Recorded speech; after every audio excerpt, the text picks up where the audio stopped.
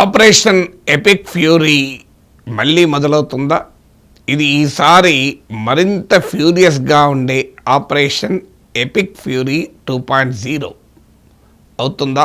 ఇప్పుడు ఇంటర్నేషనల్ మీడియాలో వస్తున్న వార్తలు ఏంటంటే పెంటగాన్ ప్రిపేర్ అవుతోంది.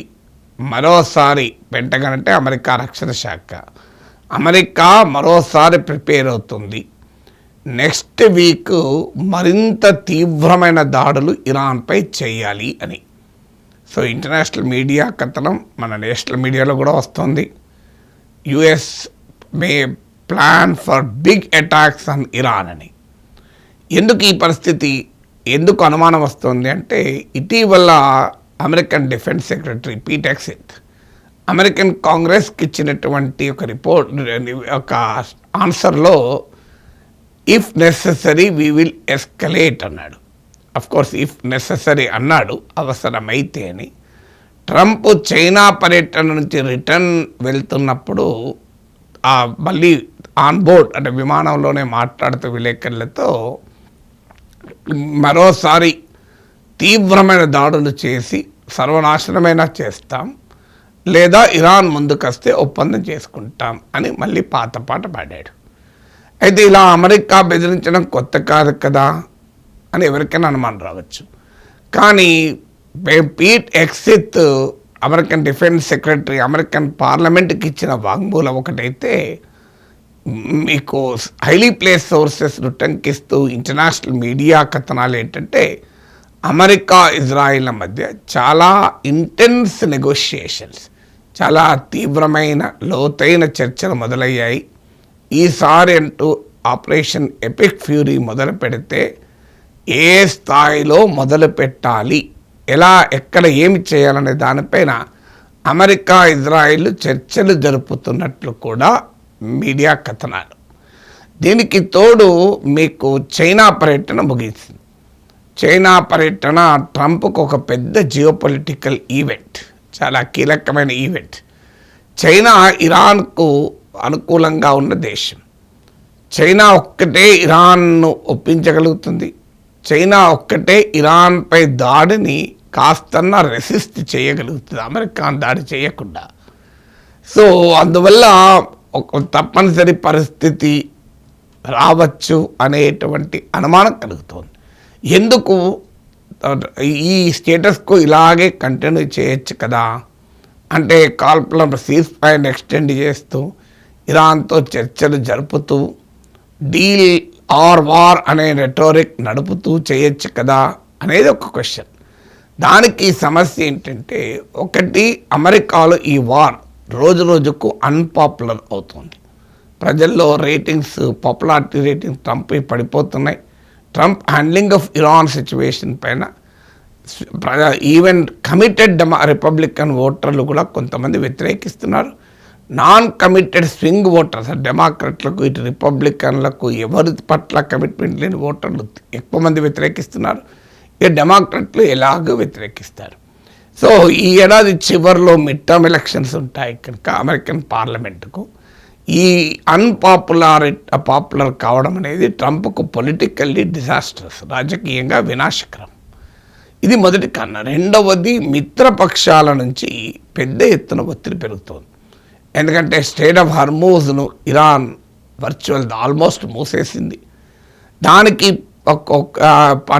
ప్రతీకారంగా America naval blockade of Iran చేసింది. ఈ ప్రాసెస్ వల్ల ప్రపంచంలోని అమెరికా మిత్ర దేశాలు కూడా ఇబ్బందులు పడుతున్నాయి. అందుకే నాటోలోని యూరోపియన్ అలయన్స్ నుంచి ఒత్తిడి పెరుగుతోంది, ఈ వార్ను వీలైనంత తొందరగా ముగించాలి అని.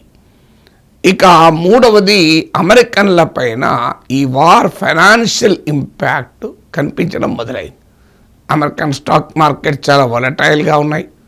మీకు అమెరికాలో ఇన్ఫ్లేషన్ పెరుగుతోంది, ప్రజలకు ఎవరేజ్ అమెరికన్కు గ్రాసరీ బిల్ పెరుగుతోంది, ఆల్రెడీ ఎనర్జీ ప్రైసెస్ పెరిగాయి. అందువల్ల ఈ కాస్ట్ ఆఫ్ లివింగ్ అనేది అమెరికాలో పెరగడం కూడా ట్రంప్కు రేపు మిడ్ టర్మ్ ఎలక్షన్స్లో ఎఫెక్ట్ కావచ్చు. అందువల్ల ట్రంప్ వార్ను తొందరగా ఒక క్లోజ్కి తీసుకురావాలి. మరి క్లోజ్కి తీసుకురావాలంటే ఏం చేయాలి? ఇప్పుడున్న సిచ్యువేషన్లో వార్ ఆపితే ట్రంప్ ఓడిపోయాడు అన్న అంశము ట్రంప్ను ఇంకా ఎక్కువ దెబ్బతీస్తుంది, అంటే మిగతా అన్నిటికన్నా కూడా ఎక్కువ దెబ్బతీస్తుంది.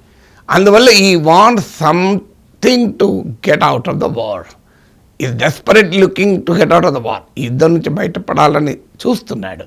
కానీ అలా బయటపడటానికి హానరబుల్ ఎగ్జిట్ కావాలి. అది ఇరాన్ ఇవ్వటానికి సిద్ధంగా లేదు. ఎందుకంటే ఇరాన్ ఈ సీజ్ ఫైర్ను ఉపయోగించుకొని already 30 out of 33 missile sites strait of Hormuz సమీపంలో ఉన్న స్ట్రైకింగ్ డిస్టెన్స్లో ఉన్న 30 out of 33 మిసైల్ సైట్స్ను ఇరాన్ రీక్యాప్చర్ చేసుకుని కంట్రోల్లోకి తెచ్చుకుంది. అలాగే Iran nuclear material uranium, enriched యురేనియంను ఇప్పటి వరకు అమెరికా ఏమీ చేయలేకపోయింది. జూన్ 2025 దాడులు తర్వాత ఇప్పుడు ఫిబ్రవరి 28 దాడుల్లో కూడా అమెరికన్ అటాక్స్ కానీ ఇజ్రాయెల్ అటాక్స్లో ఇరాన్ న్యూక్లియర్ ఇన్ఫ్రాస్ట్రక్చర్ సబ్స్టాన్షియల్గా నాశనం కాలేదు. డిగ్రేడ్ అయి ఉండొచ్చు కానీ కంప్లీట్గా నాశనం కాలేదు. సో అందువల్ల ఇరాన్ ఇప్పటికీ కూడా ఇంకా స్ట్రైకింగ్ ఎబిలిటీ ఉంది. సో ఇరాన్ ఇప్పటికీ హెచ్చరిస్తోంది, మా పైన మరోసారి దాడి జరిగితే మేము ఊరుకోము అని కూడా చెప్తోంది.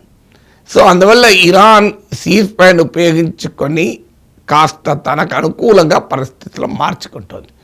ట్రంప్ ఏం చేయాలి, రెజీమ్ చేంజ్ అయిపోయిందని చెప్పుకుంటున్నాడు. సో అప్పటి రెజీమ్ వేరు, ఇప్పటి రెజీమ్ వేరని. కానీ ట్రంప్ వార్కు ప్రధానమైన అంశం రెజీమ్ చేంజ్ కన్నా కూడా డీన్యూక్లియరైజేషన్ ఆఫ్ ఇరాన్. మీకు జేడీ వ్యాన్స్ పాకిస్తాన్కు వెళ్ళినప్పుడు కూడా ఇదే మాట చెప్పాడు, ఎట్టి పరిస్థితుల్లో ఇరాన్ అణుబాంబు తయారు చేయకూడదని. అదొక విచిత్రమైన వైఖరి. 2015లో ఇరాన్ అణుబాంబు తయారు చేయకుండా ఉండేందుకే ఒబామా గవర్నమెంట్ ఒప్పందం చేసుకుంది. దాని నుంచి బయటికి వచ్చి ట్రంప్ ఇరాన్ న్యూక్లియర్ ప్రోగ్రాం ముందుకు పోవటానికి కారణమై ఇప్పుడు న్యూక్లియర్ ప్రోగ్రామే కారణంగా చూపి దాడులు చేస్తున్నాడు ట్రంప్. సో ఇరాన్ వద్ద ఉన్న ఎన్రిచ్డ్ యురేనియంను మాకు ఇచ్చేయాలనేది అమెరికా వాదన. అందుకు ఇరాన్ సిద్ధంగా లేదు. ఇరాన్ పైగా హెచ్చరించింది, మేము న్యూక్లియర్ నాన్ ప్రొలిఫరేషన్ ట్రీటీ నుంచి వైదొలుగుతాం, మేము ఈ 60% కాదు ఇక వెపన్ గ్రేడ్ 90% ఎన్రిచ్మెంట్ చేస్తామంటూ కూడా హెచ్చరించింది. సో అందువల్ల ట్రంప్కు ఇప్పుడు ఏమీ తోచని పరిస్థితి. ముందు నుయ్యి వెనుక గొయ్యి అంటారు కదా ఇంగ్లీష్లో. ఆయనకు ట్రంప్కి అర్థమయ్యే భాష అయితే caught between the devil and the deep sea అంటారు. సో ఆ ఈడియం ఇప్పుడు ట్రంప్కు వర్తిస్తుంది. క్యాచ్ 22 సిచ్యువేషన్ అంటారు ఇంకో ఈడియం. క్యాచ్ 22 సిచ్యువేషన్లో ట్రంప్ పడిపోయాడు. Is caught between the devil and the deep sea. అందువల్ల ఇప్పుడు ఏం చేయాలి ఏదో ఆన్సర్. ఇలాంటి సమయంలో ఇక ట్రంప్ ఏదో ఒక భారీ దాడులు చేసి ఇరాన్ న్యూక్లియర్ ఇన్ఫ్రాస్ట్రక్చర్ సర్వనాశనమైందని క్లెయిమ్ చేసుకుని బయటికి పడేటువంటి అవకాశం కూడా ఉంది. అందువల్ల ఈ భారీ దాడులు వార్ను ప్రొలాంగ్ చేయడం కన్నా కూడా వార్ను క్లోజ్ చేసడానికి ఒక బిగ్ బ్యాంగ్, చూడు నేను ఎంత భయంకరంగా అటాక్ చేశానో చూడు, ఇక దీంతో ఇరాన్ పని అయిపోయిందని చెప్పి నా పని కూడా అయిపోయిందని బయటకు వస్తాడు. మరి అలాంటప్పుడు ఏం చేస్తాడా big bang? Iran military infrastructure పైన ఇప్పటికే చాలాసార్లు దాడులు చేశాడు, కొత్తగా చేసేది ఏముంది? ఇక ఇరాన్ సివిలియన్ ఇన్ఫ్రాస్ట్రక్చర్పై దాడి చేస్తే అది వార్ క్రైమ్ అవుతుంది, ప్రపంచమంతా నిరసిస్తుంది.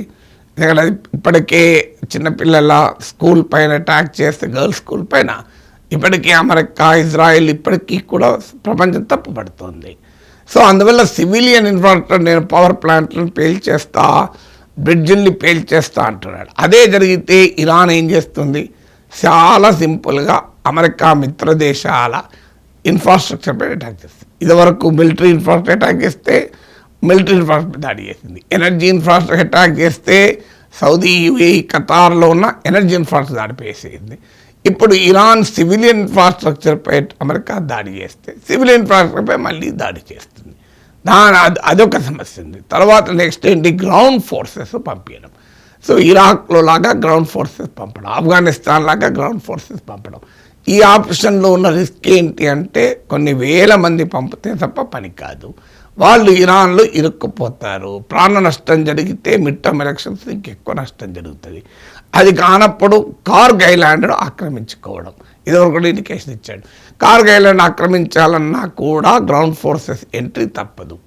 సో అది చాలా సీరియస్ రెసిస్టెన్స్కు దారితీయచ్చు. అందువల్ల Trump running out of options కనుక ఏదో రూపంలో భయంకరమైన దాడి ఆపరేషన్ ఎపిక్ ఫ్యూరీ 2.0 మరింత ఫ్యూరియస్గా జరిపి ఇక యుద్ధానికి ముగింపు పలికే అవకాశాలు కనబడుతున్నాయి. అందుకే ఇంటర్నేషనల్ మీడియా ఈ కథనాలు రాస్తుంది.